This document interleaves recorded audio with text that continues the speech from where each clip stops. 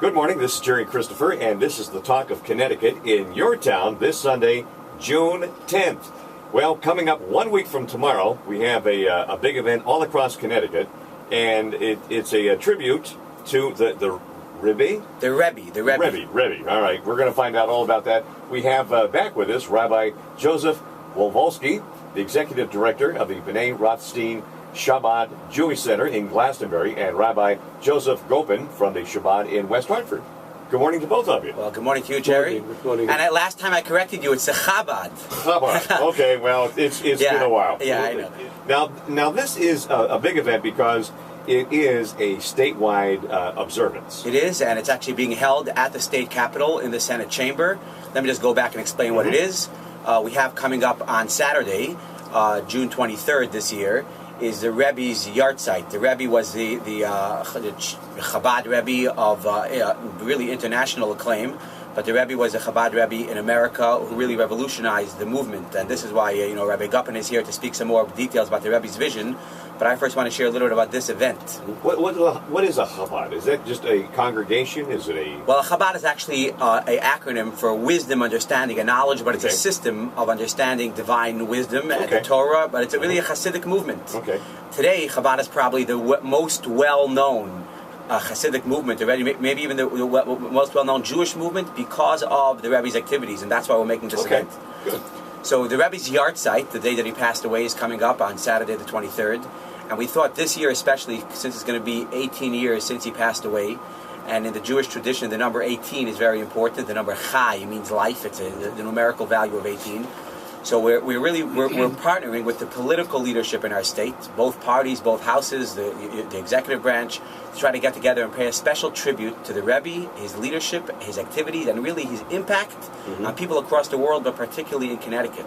Because the Rebbe's institutions, Rebbe's vision for education, for openness, for welcoming all, for helping anyone in need, really affect people all over the world, Jewish and non-Jewish, and affect many people in Connecticut as well. Thousands of people are served every day by the 23 Chabad centers throughout Connecticut. Now, how did the Rebbe first have this vision to kind of change things? How did that happen, Rabbi? The Rebbe became Rebbe in 1950 after the passing of the previous Rebbe, his father-in-law. The Rebbe really was unknown to the public. He was behind the scenes man.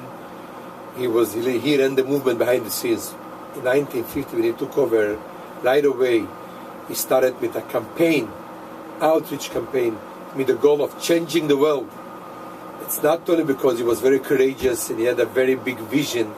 The main thing the Rebbe was, he had tremendous trust in people and tremendous trust in doing good, doing the right thing. When he started the campaign of starting educational centers in Morocco, in Israel, in Australia, in France, and a lot of underground schools in the former Soviet Union. He did it because he believed that the good will prevail. He believed that with the right approach, with the right way of doing things, we'll be able to wake up the good in all people. Therefore, he was not afraid to start with such a universal, international campaign of creating institutions of education and helping people in any way possible. Because he thought that people will, first of all, those people will touch, they will wake up. And he was also convinced, and we saw it happen, will inspire other groups, other organizations to follow him. And we say today, when Rebbe started the Jewish outreach program in 1950, people were almost against it. It's not going to work. It doesn't make any sense. How's it going to work? And it's maybe dangerous. And you have to consider the time in history. You're talking about right after the devastation in Europe, and people were very, very intimidated and afraid. Even obviously those who survived, but even those in America felt, being too obvious about your religion, about your Judaism, about your teachings, maybe better to stay to yourself, just be insulate. Right. The bigger problem was many other groups felt that maybe by going out, sending people out around the world, I take a young couple, send them out by themselves to the community, and to let them start new institution. It's maybe, first of all, who knows it's going to work, and maybe the fear was how it's going to affect that young emissary. And the Rebbe had no fears. The Rebbe was just go out and do the right thing and will work. Because first the Rebbe trusted people can do tremendous things. He trusted every human being has godly powers and he can do tremendous. Absolutely. If you do it right, honestly, selflessly. It's not about you. It's about helping the other. And that was his motto. It's not about you, it's about the people around you. I say that all the time. I say that all the time when we do things on our radio stations, when we do things for charitable organizations and nonprofit organizations. I always tell our listeners when we're asking them to contribute, I say, once you understand, and sometimes it takes longer than not in life as you age with wisdom, you have to understand that life, your life, is not about you. It's about what you can do for others. And that's regardless of your religion. And I think that, piggybacking on that thought, what the Rebbe really did through his inspiration and leadership and the system that he set up allowed ordinary people to do extraordinary things. And this is why I really want to thank personally Lieutenant Governor Wyman for hosting us at the state capitol and at the Senate chamber, and for she's going to preside over the event.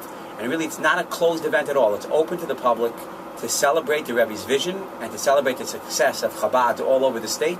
And we're asking people in their own little way to do an extraordinary thing in honor of this special leader, but also in honor of this special day.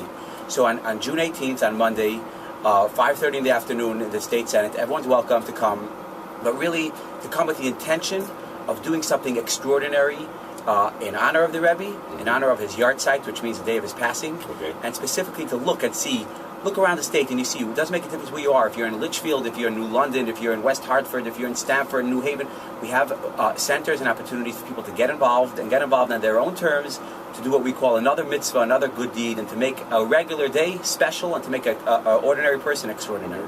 Rebbe, how old was he when he started this campaign? Was he a young man? Was he an older man? When he took over the leadership, he was 48 years old. But you have to realize more and more regular people, more and more leaders joined his effort. Take a look today. There is 4,000 centers around the world.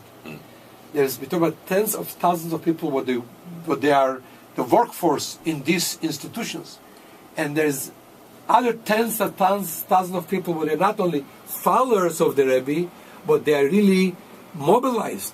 Even lay people, they feel mobilized to join in the effort of spreading good and kindness and teaching and helping out people in any way possible. And this movement, Rabbi, it's still growing. It's not only interesting. The interesting thing is, it's 18 years still the Rebbe physically is not with us. Mm-hmm. Prior to that was 2 years he was not well. The movement had not only tripled, maybe more than it was before. There's generations of people, of young rabbis, never saw him. They were little kids when he passed on. They never saw him, never learned from him. But they're so inspired by his teachings. Mm-hmm. And so inspired by the followers, mm-hmm. by his emissaries. That today young people